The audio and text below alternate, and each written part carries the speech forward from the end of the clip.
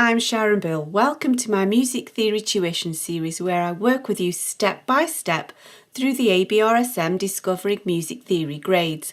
I'll work through every single exercise and explain everything you need to know. You can access information about the books I have available to help you on my website. Go to sharonbill.com.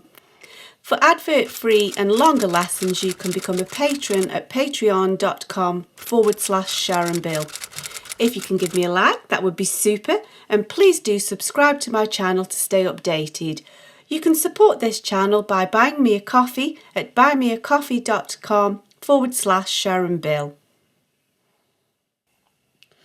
We move on to section 2 of the grade 2 practice exam paper, starting on page 51 of the grade 2 Discovering Music Theory workbook.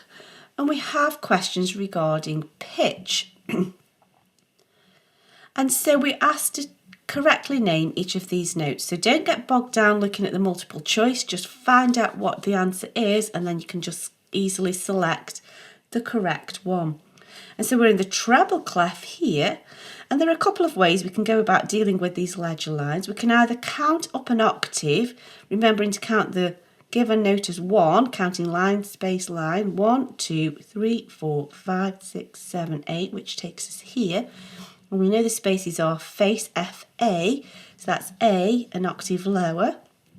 Or if you remember, this is middle C, C, B, A. Or if you know this is E, every good boy, E, D, C, B, A. So we know that that is A. Now we're in the bass clef here, and so here we know that the lines are good boys deserve. If that's a G, one step below is F, and then it's E. Don't get confused, that is not middle C, it's only middle C in the treble clef at the bottom of the treble. Middle C would be up here in the bass. So just work it out and double check from a line that you know, G, F, E. Still in the bass clef, we have a key signature here of B flat, which may apply. Now this is middle C, one above is D, or if you weren't sure, we know it's good boys deserve football always, A, B, C, D. Back into the treble clef, we have an accidental to bear in mind. Now we know that the lines are every good boy deserves football, and if we count line, space, F, G, A, B, and then it's flattened, so it's B flat. Or of course you could just double check it by counting down the octave 1, 2, 3, counting space, line, space, 1, 2, 3, 4, 5, 6, 7, 8. Which takes us to this middle line, every good boy, B flat. Now here, we're in the treble clef. We've got a key signature to bear in mind here. We have F sharps, C sharps, G sharps, so we may need to apply that. However, in the treble clef, we know the first line is E, and so the key signature isn't active on this note, so just plain old E. And then still in the treble clef, so just watch out that you don't lose which clef you're in. We know that it's every good boy deserves football. It's an F with an accidental, it's an F sharp. So let's turn over the page and continue with section 2 of this to get these questions relating to pitch. So which clef do we need to make this note as named? So let's just, it's quite low down, so let's just jump it up an octave first. So 1, 2, 3, 4, 5, 6, 7, 8 takes us here. And so if we were in the treble clef, that would be every good, that would be a G. We need it to be in the bass clef, good boys deserve, so that needs to be bass clef. So that's B an octave lower. It's quite hard to read down there, isn't it? And then here, we know that in the treble clef, it's every good boy deserves football. That would be F in the treble clef. It needs to be bass clef, good boys deserve football always. Or whatever little little system of words helps you to remember those treble and bass clef notes.